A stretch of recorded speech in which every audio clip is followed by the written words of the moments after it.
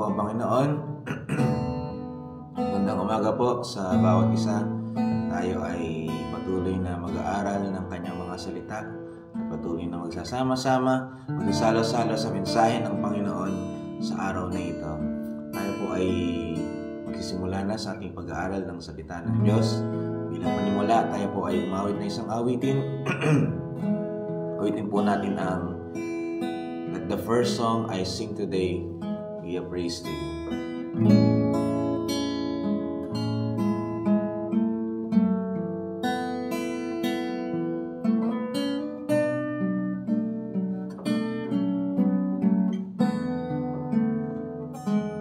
Let the first song I sing today be a praise to you. Let the melody linger all day long. Let the smile of a kind deed show my praise to you, and encourage someone else to sing along. Isa po sa umpisa. Let the first song I sing today be a praise to you. Let the melody linger all day long.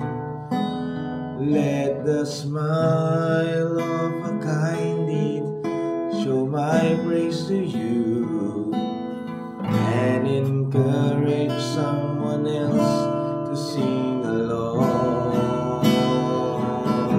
Singing praise the Lord. Singing praise the Lord. Singing praise the Lord. Singing praise the Lord. Bisa ko sa umpisa. Let the first song I sing today be a praise to you. Let the melody linger all day long. Let the smile of a kind deed show my praise to you, and encourage someone else to sing along. Sing praise the Lord. Sing praise the Lord. Sing praise the Lord. Singing praise the Lord. So, nagkakataon po. Singing praise the Lord. Singing praise the Lord. Singing praise the Lord. Singing praise the Lord. Singing praise the Lord. Hallelujah. Salamat po sa inyo, Panginoon. Muli, O Diyos, salamat sa palaging biyaya pinagkakaloob niyo po sa amin upang masimulan ang araw na ito sa pamamagitan ng pagpuri sa inyo, pag-aaral ng sa inyong salita. Ang umpisa pa lang ng aming araw, O Diyos, ay puno na kami ng inyong mensahe. Puno na kami ng inyong kalakasan na nagagaling po sa inyo. Salamat po sa inyo at hiniling namin patuloy ang paggabay ng banal na Espiritu sa amin, at patuloy na kami ay mabuksan ang puso at damdamin, O Diyos, sa aming isipan sa pagtanggap ng inyong mga salita. Magkakatiwala po namin sa inyong lahat, Panginoon, sa pangalan ni Jesus. Amen. Hallelujah.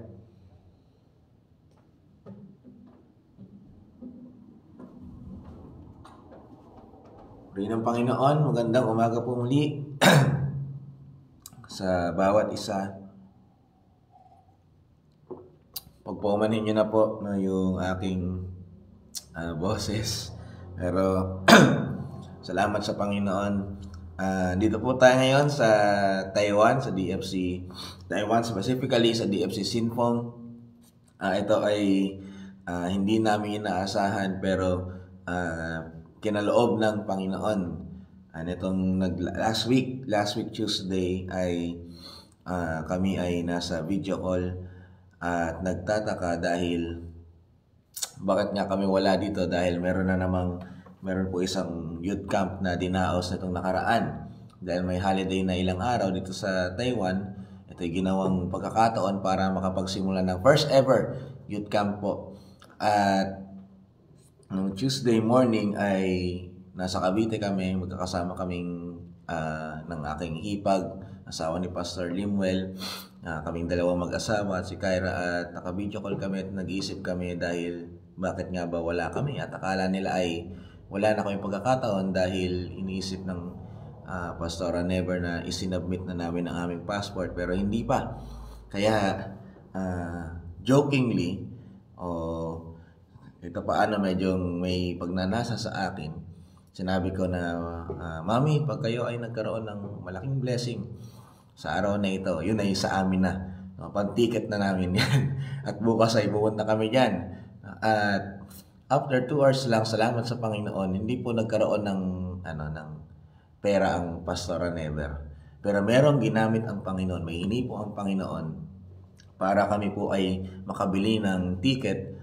At kinabukasan, Wednesday, ay nakapunta na po kami dito sa Taiwan. Kaya hindi namin inaasahan, pero may layunin ng Panginoon at talagang pinakita ng Panginoon yung kanyang patuloy na pagkilos sa mga gawain na namin dito sa Taiwan. At sinya naman po sa aking boses ay medyo bugbog, pero patuloy tayong maglilingkod sa Panginoon kahit ganito yung ating kalagayan. Kaya pagpaumanhin nyo na po na kung aking boses ay medyo garalgal at kung mahina, ay i-comment nyo na lang po para malakasan ko pa ng onte.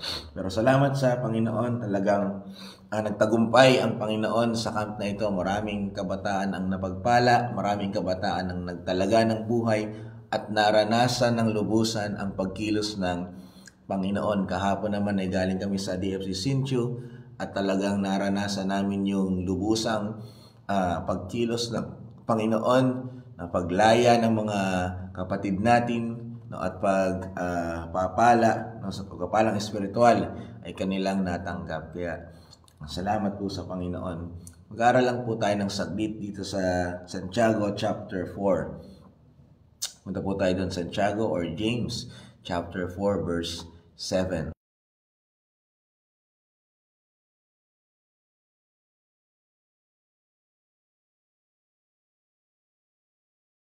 Verse 7.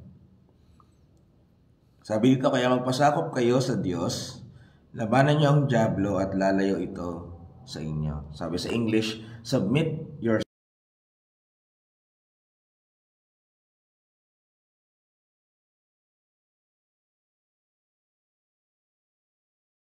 hindi ito nalilingid sa ating mga Bible studies at kung ano-ano pa, dahil pagdating sa panunokso o gawa ng kaaway,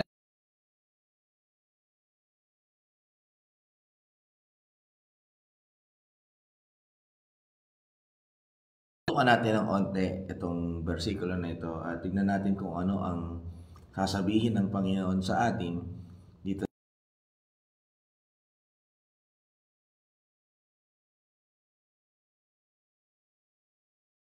Pag humaharap sa mga kaaway,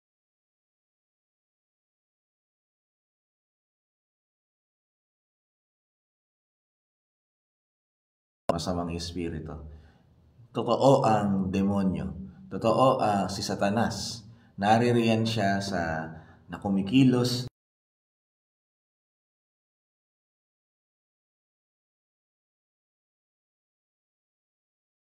you need to recognize that the reality of the devil.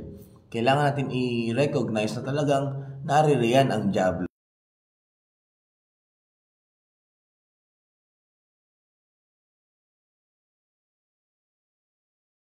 Gumagawa siya ng paraan para talagang tayo na panig ng Panginoon ay mapunta sa kanyang panig. Kaya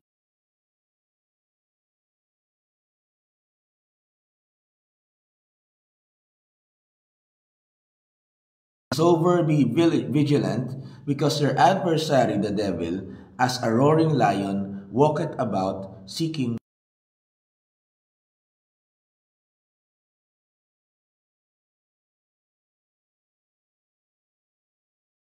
Nandyan lang siya, nag-aabang siya, parang umaatungal na leon. No? Naglalakad, naghahanap ng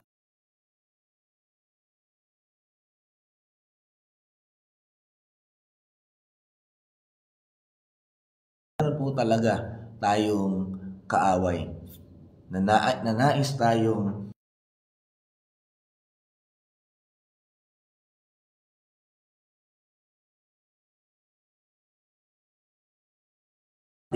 pananampalataya.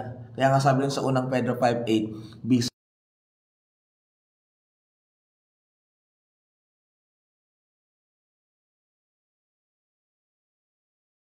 ignorante sa lahat ng plano ng kaaway. Alam natin na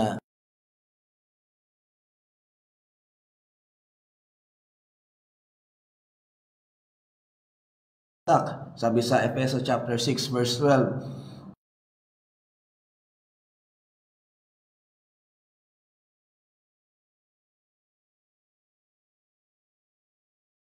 this world against spiritual wickedness in high places.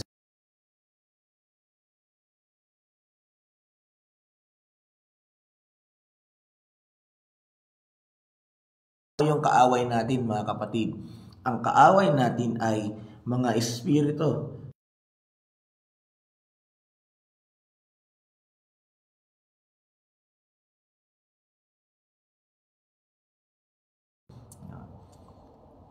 Pastor, bakit wala akong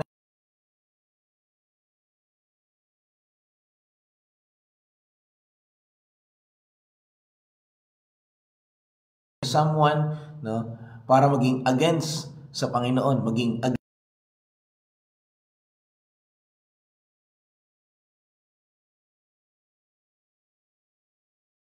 conflict na mararanasan natin sa buhay na ito, no?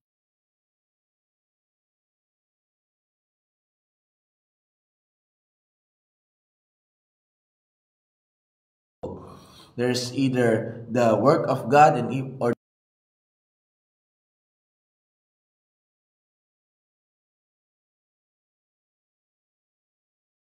yung ating laman at ating espiritu ay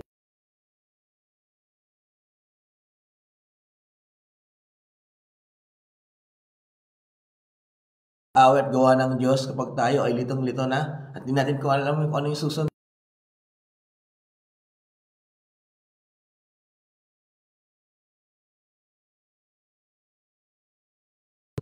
Ay mahihirapan tayong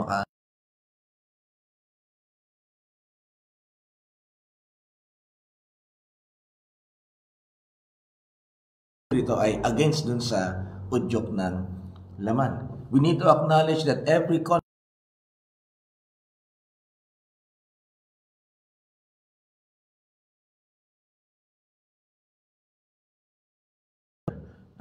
merong spiritual, may something in the spiritual realm is happening.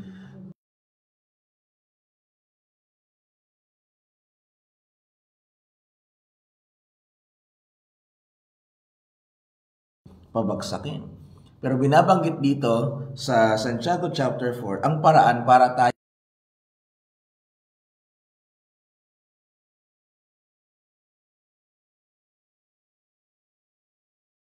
mga rangko ng mga espiritu, pero isa lang ang sigurado po dyan, mga kapatid, na talo na yan ng Panginoon. Pero tingnan natin dito, anong dapat natin gawin upang tayo ay makapagtagumpay So, balik tayo sa James chapter 4 verse 7. Sabi doon, submit yourselves therefore to God, resist the devil, and he will flee from you. Ang dapat natin gawin, mga kapatid, to be able to resist the devil. Yan yung gusto natin eh. And sometimes, it's very hard to resist the devil. It takes a hard work. It takes hard work and hard pressures para ma-resist ang kaaway. And we don't deny that, mga kapatid, talagang ang pakikipagbaka sa espiritu, against sa isang samang espiritu ay pakikipagbaka po talaga. Meron talagang labanan na nangyayari. At kapag naiisip niya ng isang anak ng Diyos, agad siyang natatakot, agad siyang babahala. At iniisip natin, teka lang, baka hindi ko kayanin ito. Pero pinagbabanggit ang salita ng Diyos ng paraan para mapagtagumpayan natin ang gawa ng kaaway. Una, submit yourselves to God. First and foremost, submit yourselves to God. Kailangan meron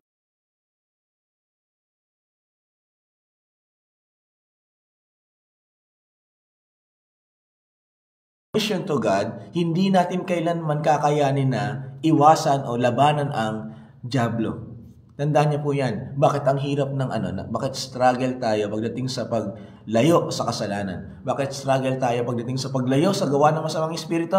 Baka kasi hindi pa rin tayo talaga lubusang submitted to God. Hindi talaga suko yung buhay natin sa Panginoon. Hindi talaga tayo lubusang suko ang buhay sa Panginoon. Because being submitted to God, pag tayo ay naka-yield, may kantang I conquer only when I yield. Pag ikaw ay sumuko sa harapan ng Panginoon, saka ka lang magkakaroon ng kakayanan na iwasan ang gawa ng dyablo, malabanan ang gawa ng dyablo. At pero sa kaisipan ng tayo susuko sa mananagumpay. Kung tayo ay susuko at susunod sa nagtagumpay, magtatagumpay rin po tayo. So, ang dapat natin gawin, mga kapatid, una, we need to submit ourselves. Ang ibig sabihin ng pag-submit sa Panginoon, sumusunod sa Kanyang salita, at inaalay natin yung ating sarili sa kalooban ng Diyos. Lagi kong tinutukoy, binabanggit, meron dalawang tinutukoy na wills, the two wills of God. Una ay moral will, pangalawa ay yung sovereign will. Yung moral will, ito po yung Biblia. Nakasulat dyan yung lahat ng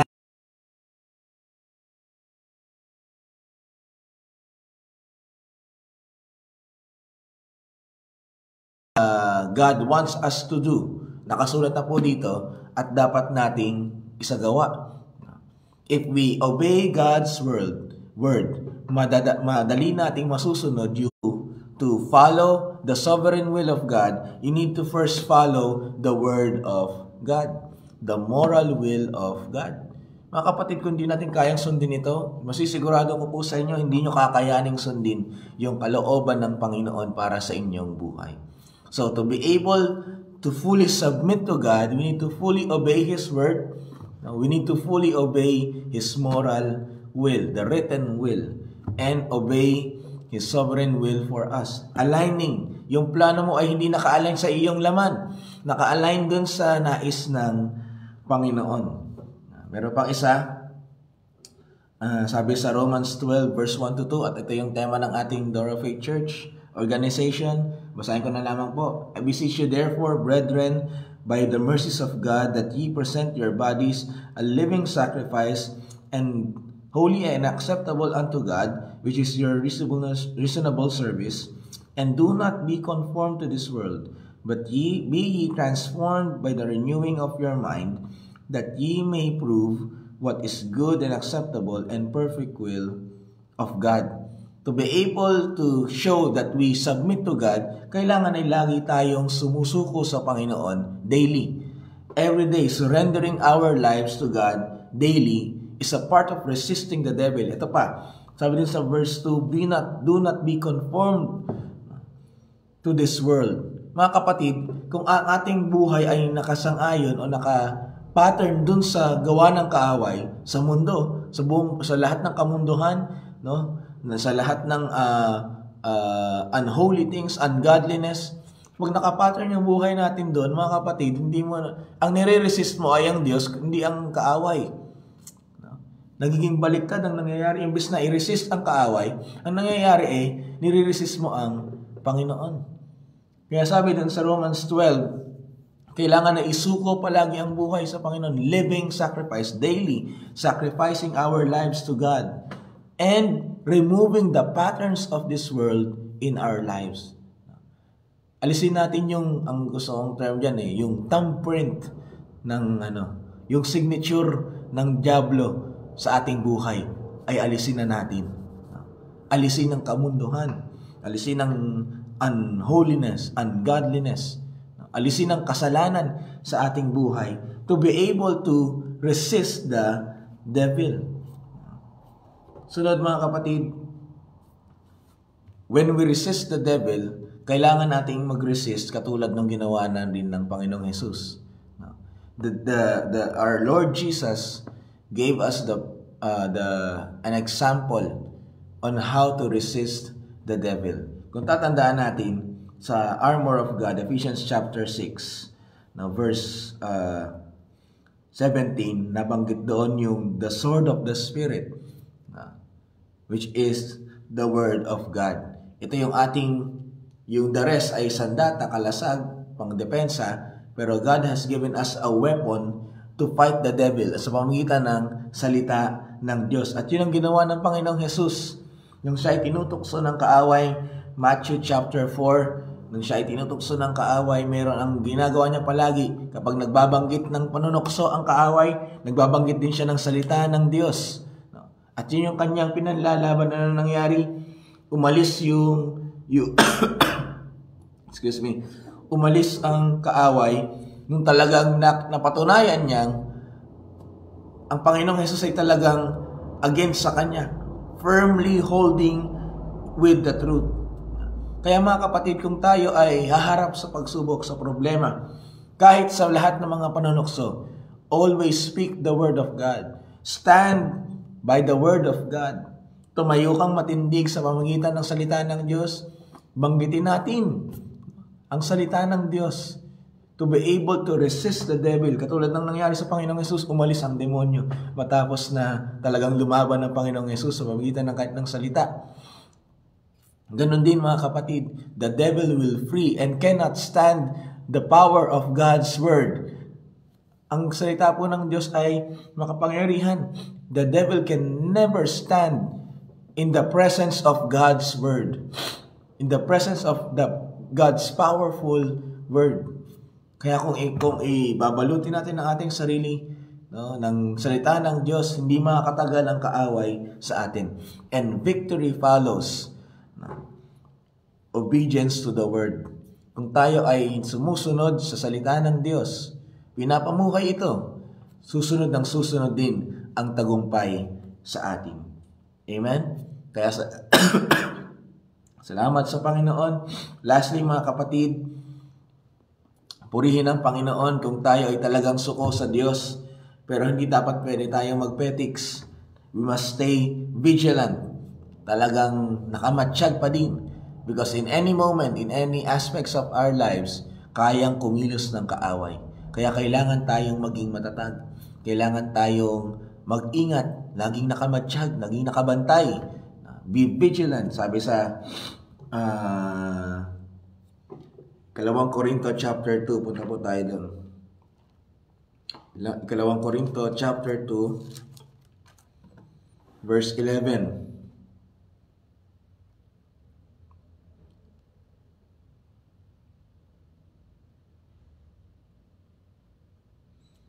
Sabi ko na lang yung isang parte sa English. Sabi dito, lest Satan should get an advantage of us, for we are not ignorant of his devices. Ang nababanggit dito, basahin ko na lang po sa Tagalog din. Sabi dito sa 11, 2 Corinthians 2:11. Nararapat lamang na magpatawad tayo para hindi tayo madaing ni Satanas. Alam naman natin ang mga binabalak niyang masama. Sinasabi niya ni Apostol Pablo, magpatawad kayo dahil ang kaaway naririyan lang at meron talagang binabalak na masama sa atin. Ganda nga rin yung sa King James Version. Kapag hindi ka nagpatawad, baka mamaya ay may take advantage yun ng kaaway. Talagang makapasok ang kaaway sa iyo. Dahil alam kumilos ng kaaway. Alam natin kung paano kumilos ang kaaway.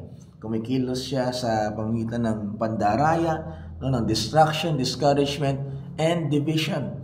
Kaya mag-ingat po tayo mga kapatid. Huwag natin hayaan na magkaroon ng foothold ang kaaway sa ating buhay. Huwag natin hayaan na magkaroon ng butas na mapasukan ang kaaway sa ating buhay. Don't let the devil enter our lives. Meron pa na ako naalala nung sa 2 John, nungkol ito sa babae at sa kanyang mga anak na naglilingkod sa Panginoon, mga lingkod ng Panginoon sa isang house church. Sabi ni Apostle Juan, huwag niyo nga hayaan na makapasok yung mga masasamang, ay yung mga hindi totoong mga maling katuruan sa iyong tahanan. Do not let them in their home. Yung mga antikristo, mga turo ng antikristo. Mga kapatid, huwag natin hayaan na makapasok ang mga laban sa Panginoon, anti-Christ, mga laban sa Panginoon sa ating tahanan. Huwag natin hayaan na makapasok ang kaaway sa ating mga anak, sa ating pamilya, sa ating relasyon sa Panginoon, relasyon sa asawa, relasyon sa church. Do not let everything that against Christ, against God, enter in our lives. And to be able to do that, mga kapatid, we need to be submitted to God. Kailangan tayong nagsakop, kailangan na dapat ay sakop tayo ng Panginoon. Fully yielded to God. Pero mga kapatid, kung hindi tayo suko sa Panginoon, hindi tayo sakop ng Diyos, hindi pagmamayari ng Diyos ang ating buhay, mahihirapan tayong lumaban sa kaaway. Kaya mga kapatid, basahin ko lang ng isang beses itong verse natin. Lastly, mga kapatid, submit ourselves.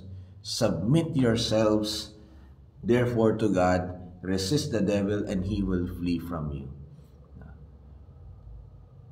Totoo naman ang salita ng Diyos. Basta tayo ay suko sa Panginoon, we will be able to resist the devil, and there will come a time na aalis ang diablo. Bakit? Hindi niya kayang tagalan ang isang buhay na suko sa Panginoon.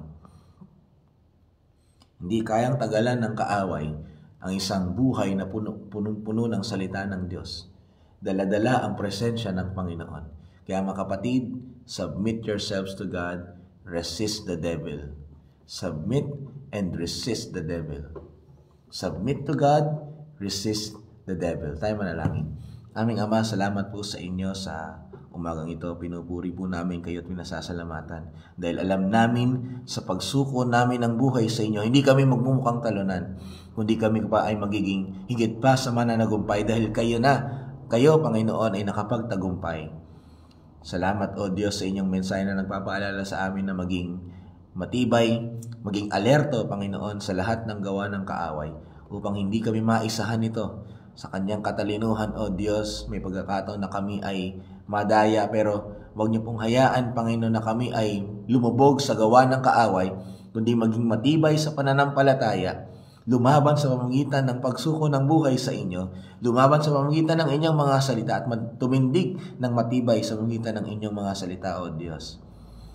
Hinihiling ko po, O Panginoon, ng bawat isang nakikinig sa oras na ito, sa nakikinig pa sa masusunod na oras, Lord, right now, O God, we ask for strength, spiritual strength. Ay gawan niyo po sa bawat isa, O Diyos, na maging matibay kami sa lahat ng lalang ng kaaway. Hinihiling ko rin po, Panginoon, as your soldiers, may our spiritual ears be open to the command, to your commands, O God. We recognize you as our leader, as kayo, Panginoon, bilang aming general, O Diyos. Buksan niyo ang aming pandinig para marinig namin yung instruction na nanggagaling sa inyo. At sumunod kami bilang inyong mga sundalo, fighting against the wiles of the devil through prayer and through your word. Salamat po sa inyo, Panginoon. Salamat sa inyong mensahe at mga salita. Maging kalakasan ito at paalala sa aming lahat. Purihin po kayo, Panginoon. Niling ko pong pagpapalang sumagana sa bawat isa, O Diyos, na nakikinig sa oras na ito. San man sila pumaroon, Panginoon, san man sila naroroon, maranasan ng bawat isa ang pabor, pagpapala, pag-iingat, O Diyos, at kapangyarihan na nanggagaling po sa inyo. Salamat po sa inyo, O Diyos. Pinupuri po namin kahit sasalamatan sa pangalan ni Jesus. Amen. God bless po sa inyo, mga kapatid. After netong mission sa Taiwan ay dadako naman po kami sa Alfonso, Cavite para magamit din po ng Panginoon sa mga youth camp din po doon. Kaya sama niyo po kami sa panalangin. Katiri po yung aming pag-uwi itong darating na Friday. Uwi na rin po kami ng pabalik ng Pilipinas para po ay makapaghanda naman sa susunod na mga gawain. Kaya God bless po sa inyo, mga kapatid. Pagpalain po kayo ng Panginoon saan man po kayo naroroon. Ang pagsama ng Panginoon ay inyong maranasan. To God be all the glory. Binabati ko po ang lahat ng naririyan sa Middle East, sa Egypt, sa UAE, sa sa Qatar, sa Kuwait. Pagpalain po kayo ng Panginoon. Yan po sa parteng Asia, dito sa Taiwan, sa Korea, sa Singapore. Pagpalain po kayo ng Panginoon sa parteng Europe, DFC France. Pagpalain po kayo ng Panginoon saan man po kayo naroroon. Pagpalain po kayo ng Panginoon. Kaya to God be all the glory. God bless po sa inyo.